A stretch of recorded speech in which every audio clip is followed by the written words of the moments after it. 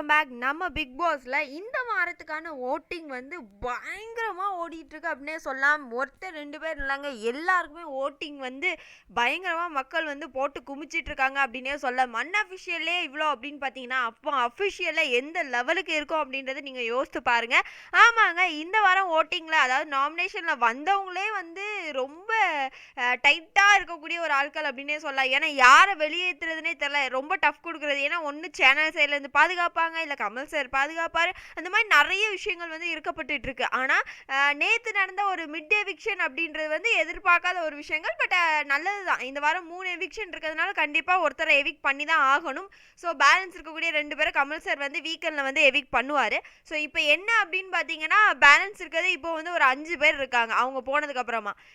நம்மளோட Archana, cool Suresh, Dinesh, Vishnu and Nixon. So இவங்களுக்குள்ள தான் போட்டி. இவங்களோட ஓட்டிங் அப்படின்னு பார்த்தீங்கனாலே இதுவரைக்கும் வந்த நாமினேஷன் லிஸ்ட்ல கூட இந்த அளவுக்கு ஓட்டிங் கிடைச்சிருக்குமா அப்படின்னா கிடையவே கிடையாது. எல்லாருமே 1 லேக்குக்கு தாண்டி தான் ஓட்டிங்ல இருந்துட்டு இருக்காங்க அப்படின்னே சொல்லலாம்.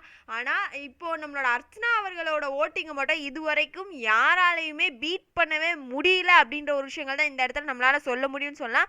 ஆமாங்க, முதல் இடத்துல வந்து அர்ச்சனா தான் இருக்காங்க. கிட்டத்தட்ட அவங்க வாங்கியிருக்கக்கூடிய ஓட்ஸ் அப்படின்னு பார்த்தீங்கன்னா 45.8%, அதாவது 4,1855 ஓட்டுகள். ஸோ இந்த லெவல் ஓட்டிங் அப்படின்றது வந்து யாருமே எதிர்பார்த்திருக்க மாட்டாங்க. ஓட்டிங் வந்து எகிரிக்கிட்டே இருக்கு அர்ச்சனாக்கு அப்படின்றது.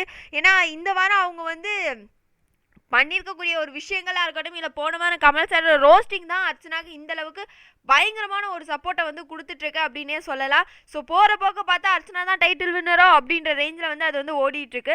2வது இடம் யாருக்கு அப்படின்னு பார்த்தீங்கன்னா விஷ்ணு அவர்கள். ஸோ விஷ்ணு வந்து இந்த வாரம் எவிக்ட் ஆயிடுவார் அப்படின்ற மாதிரி நினச்சோம். பட் நேற்று எபிசோட்ஸ்க்கு அப்புறமா பயங்கரமாக விஷ்ணு அவர்களுக்கும் ஓட்டுகள் அப்படின்றது குமிஞ்சிட்டு. ஸோ அடுத்தவனை வந்து திட்டும் போது எனக்கு தெரில, ஆனால் இன்னைக்கு எனக்கு வந்து அந்த இடத்துல நிற்கும் போது தான் வழி தெரியுது அப்படின்னு சொல்லி மரண பீதிர கதறி அழுதார் இல்லையா.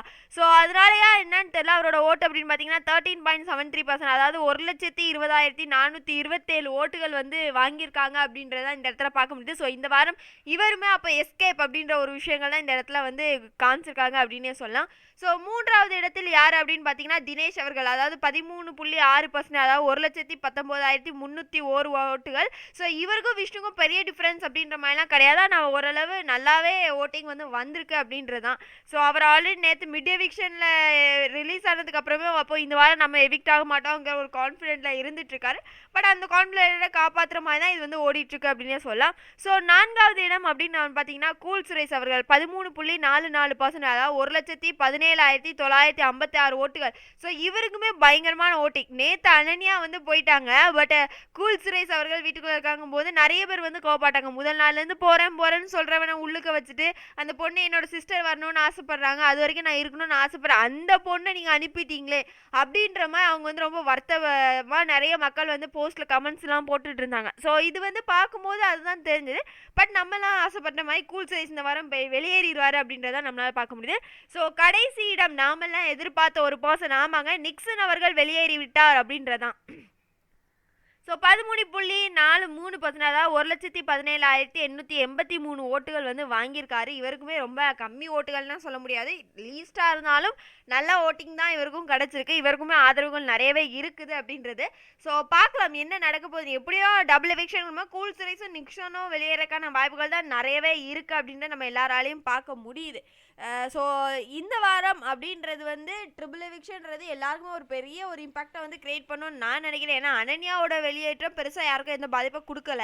பட் இந்த இது வந்து குள்ளநரி கூட்டத்துக்கு பெரிய அடியாக தான் இருக்கும். பட் மாயா அவர்கள் ரொம்ப சந்தோஷமாக இருப்பாங்க அப்படின்றது நம்ம எல்லாராலையும் பார்க்கப்படுது. ஸோ இனிமே போட்டிகள் ரொம்ப கடுமையாக இருக்கும். ஏன்னா எல்லாருக்குமே ஓரளவு ஃபேன் பேஸ் இருக்கிற ஆட்கள் தான் இப்போ இந்த வீட்டுக்குள்ளே இருக்கிறாங்க. மேக்ஸிமம் ஞானன்னா, ரவீனா, மணி, விக்ரம் இவங்கள தாண்டி அப்படின்றது அதுவும் போகிற போக்கெலாம் போயிடும். எப்படியோ விக்ரம்லாம் பணப்பட்டி வந்தால் எடுத்துகிட்டு கிளம்பிடுவார். பேலன்ஸ் இருக்கிறது ரவீனா, மணியும் தான். ஸோ அவங்க ஒவ்வொரு வாரங்கள் அப்படின்னு வந்தாலும் ஓரளவு டஃப்பாக தான் இருக்கும் அப்படின்ற மாதிரி தான் ஃபீல் ஆகுது மக்களே. பார்க்கலாமே இன்னும் எத்தனை டபுள் எவிக்ஷன் வரப்போகுதுன்ற விஷயங்கள்லாம்.